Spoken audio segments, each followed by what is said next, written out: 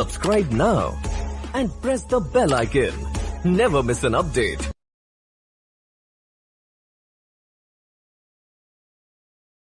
आज हम लोग पढ़ेंगे कक्षा 10 का रसायन विज्ञान का पार्ट 5 देखेंगे।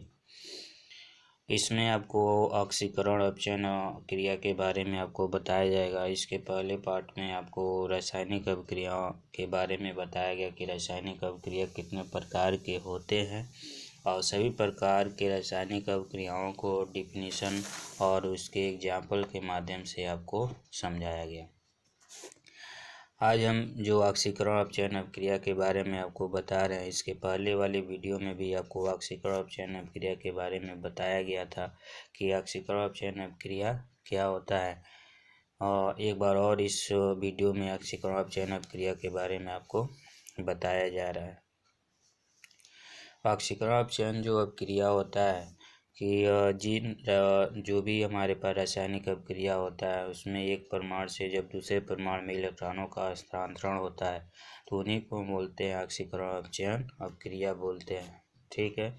अब ये जो ऑक्सीकरण अपचयन जो अभिक्रिया होता है जब एक साथ एक ही रासायनिक अभिक्रियाओं में देखने को आपको मिलेगा तो ऐसे जो रासायनिक अभिक्रिया होता है उसको बोलते हैं रेडॉक्स अभिक्रिया बोलते हैं।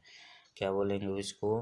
रेडॉक्स अभिक्रिया, रिडॉक्स रिएक्शन बोलते हैं। रिडॉक्स रिएक्शन में क्या होता है कि ऑक्सीकरण और अपचयन अभिक्रिया एक साथ संपन्न होता है।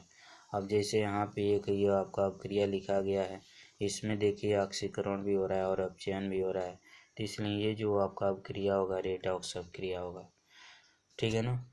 क्योंकि जो रेडॉक्स अभिक्रिया होता है उसमें एक का ऑक्सीकरण होता है और एक का अपचयन होता है। अब जैसे ऑक्सीकरण अपचयन अभिक्रिया को कोई रेडॉक्स अभिक्रिया लिखा गया है तो उस रेडॉक्स अभिक्रिया में ऑक्सीकरण और अपचयन अभिक्रिया को हम अलग अलग उसके आयन इलेक्ट्रॉन के रूप में रिप्रेजेंट करके दिखाते हैं, तभी वहाँ से हम कंफर्म करते हैं कि किसका ऑक्सीकरण हो रहा है और किसका अपचयन हो रहा है। ठीक है ना। तो यहाँ पे इसको रिप्रेजेंट करने के लिए जैसे मान लीजिए कोई एग्जांपल हमारे पास है, जैसे यहाँ पे 2NaCl2 गिव्स 2NaCl ये दिया गया है। तो यह एक रेडॉक्स अभिक्रिया के रूप में दिया गया है और कहा जाता है कि इसको या आयन इलेक्ट्रॉन के रूप में रिप्रेजेंट करने के लिए, तो आयन इलेक्ट्रॉन के रूप में रिप्रेजेंट करने के लिए इसलिए करते हैं तो इसमें हमको ये पता चलता है कि किसका ऑक्सीकरण हो रहा है और किसका अपचयन हो रहा है। क्योंकि आयन के रूप में रिप्रेजेंट जब इसको करते हैं तो उसमें इससे ये कन्फर्म होता है किसका उन्हीं परमाणु द्वारा इलेक्ट्रॉन का त्याग हो रहा है और किसमें परमाणु द्वारा इलेक्ट्रॉन का ग्रहण हो रहा है। तो जिसमें परमाणु द्वारा इलेक्ट्रॉन का त्याग हो रहा है तो उसका ऑक्सीकरण हो रहा है, जिसमें परमाणु द्वारा इलेक्ट्रॉन का ग्रहण हो रहा है उसका क्या हो रहा है? अपचयन हो रहा है। ठीक है ना। तो जैसे यहाँ पे देखिए जो सोडियम जो होता है इसके बातम कोश में 2 8 और एक इलेक्ट्रॉन होता है, तो ये एक इलेक्ट्रॉन को त्याग देता है, उस पर धन आवेश आ जाता है, तो इसका मतलब इसका क्या हो रहा है?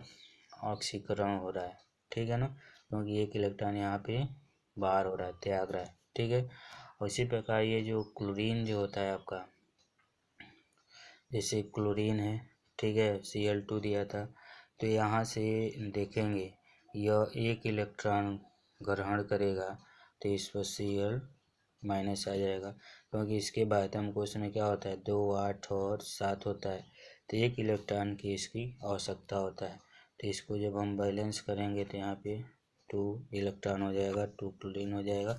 ठीक है, 2 क्लोरीन आयन हो जाएगा। ठीक। तो इस तरीके से ये जो रिप्रेजेंट जो किया गया है यह आयन जो होता है इलेक्ट्रॉन और अभिक्रिया के रूप में रिप्रेजेंट किया गया है। क्योंकि जब हम रिडॉक्स अभिक्रिया लिखते हैं तो उस रिडॉक्स अभिक्रिया में ऑक्सीकरण और अपचयन अभिक्रिया को जब हमको दिखाना होता है तो उसको हम आयन इलेक्ट्रॉन और अभिक्रिया के रूप में रिप्रेजेंट करके ही इसको दिखाएंगे। ठीक है। और तभी वह कंफर्म होगा कि किसका ऑक्सीकरण हो रहा है और किसका अपचयन हो रहा है। ठीक है। जैसे यहाँ पे कुछ एग्जाम्पल यहाँ पे लिखे गए हैं, यहाँ पे देखिए कुछ एग्जाम्पल लिखे गए हैं।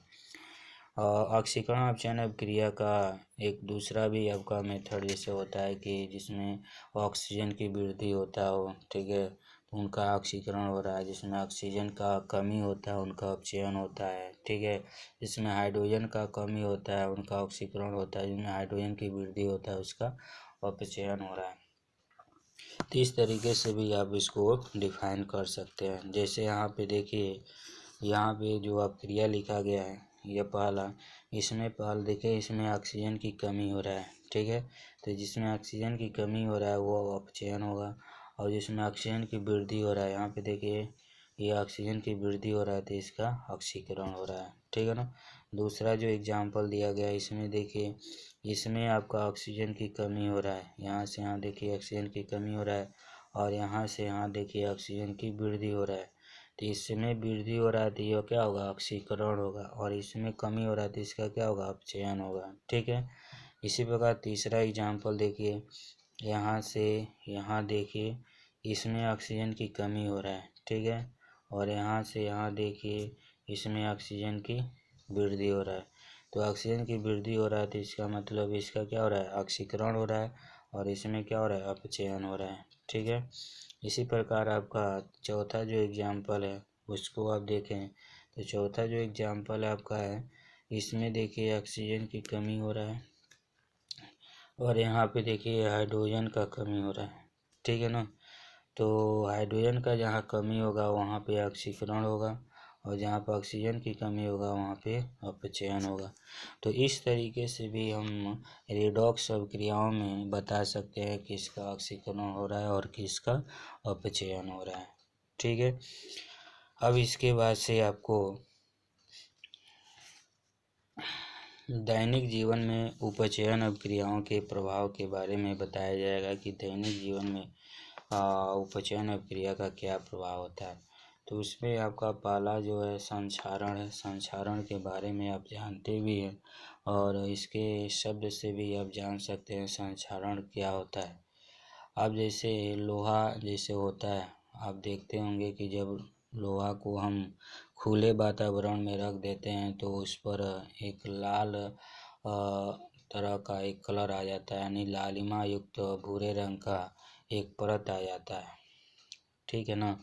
तो उसको प्रायः क्या बोला जाता है कि लोहे पर जंग लगना स्टार्ट हो गया, यानी लोहे पर जंग लगना शुरू हो गया है, ठीक है। तो यहाँ पे उसी को बोलते हैं संक्षारण, ठीक है। यानी जब कोई वस्तु अपने आसपास के अम्ल या नमी युक्त में संपर्क में आता है तो क्या होता है, संक्षारित होता है, ठीक है। और इस जो प्रक्रिया होता है उसी को कहते हैं संक्षारण कहते हैं। जैसे चांदी होता है, चांदी के ऊपर जब देखते होंगे कि जब यह नमी या अम्ल के संपर्क में आएगा तो उस पर काली परत या तांबे के ऊपर क्या होता है, हरी परत आपको देखने को मिलेगा, ठीक है ना। तो ये जो क्रिया जो होता है संक्षारण का ही क्रिया होता है, ठीक है ना। संक्षारण का मतलब वही होता है कि जो आपके धातु होते हैं वो संक्षारित होने लगते हैं, यानी जो उसमें चमकीलापन होता है वो धीरे धीरे क्या होता है, खत्म होने लगता है, ठीक है। तो यह जो आपका होता है संक्षारण होता है, ठीक है। इसके बाद से आपका आता है विकृत गंधिता आता है आपका। अब हम विकृत गंधिता के बारे में पढ़ेंगे। विकृत गंधिता क्या होता है। विकृत गंधिता होता है जैसे वसायुक्त या तैलीय पदार्थ जब होते हैं, जब उसको हम लंबे समय तक रख देते हैं तो उस पर क्या होता है, उसके स्वाद और गंध जैसी महक आ जाता है।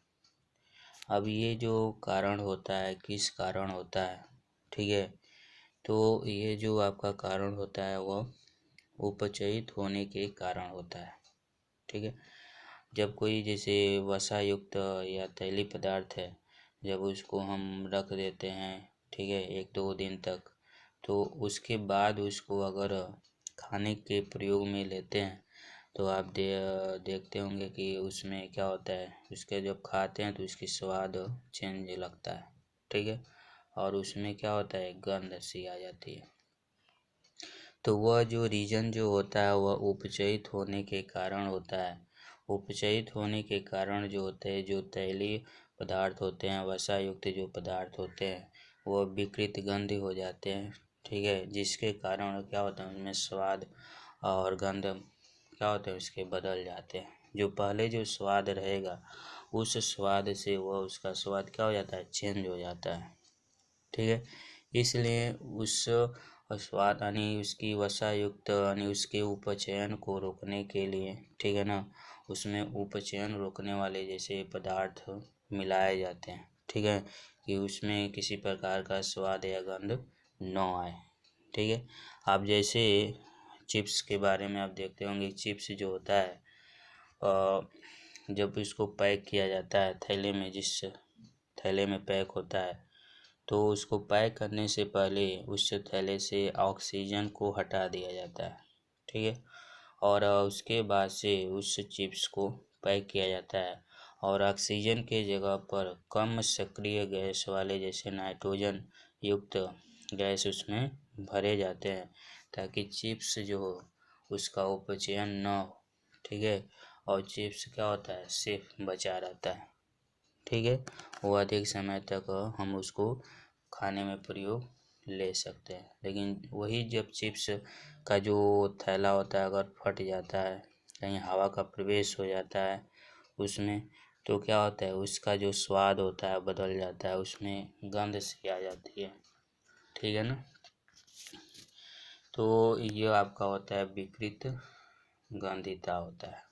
ठीक है ना, विकृत गंधिता क्या होता है, उपचयित होने वाले तेल एवं वसा युक्त जो होते हैं, जो विकृत गंधित हो जाते हैं तथा उनके स्वाद या गंध बदल जाते हैं। ठीक है ना, तो ऐसे जो तेली और तथा वसा युक्त जो पदार्थ हो, तो उपचयन रोकने वाले पदार्थ मिलाए जाते हैं। ठीक है ना, तो इस क्रिया को बोलते, तो उसको उपचयन रोकने वाले पदार्थ मिलाए जाते हैं, इसी को क्या बोलते हैं, विकृत गंधिता बोलते हैं। ठीक है, तो यह आई होप आप लोगों को यह समझ में आ गया होगा। तो इससे रिलेटेड जो भी आपको प्रश्न है बुक में है उसको आप कर सकते हैं और लिख सकते हैं। Thank you.